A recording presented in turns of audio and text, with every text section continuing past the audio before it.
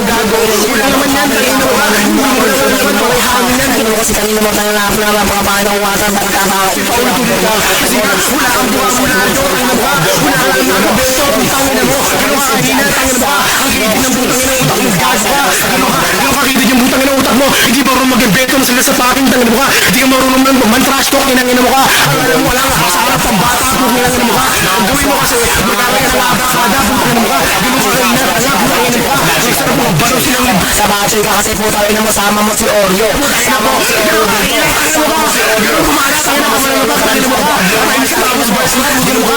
Basura, ganun lang, hindi mo kayang gawin yung tangin mo ka. Paulit-ulit ka lang, tangin mo ka. Manig ka muna, gago. Tarantado, yung estilo mo, di ba alam, ginagaya ko na tarantado. Tangin mo ka, para sa tayo, estilo, kinangin mo ka. Nagpapangit ko ng estilo, pakinura, tangin na gago. Anong basura kong gago to? Multi-level naman to, mainan to. Butang mo, gawin mo. Ultog mo, sa mas model, gago. Para mag-hide sa akin, butang na utak mo, gago.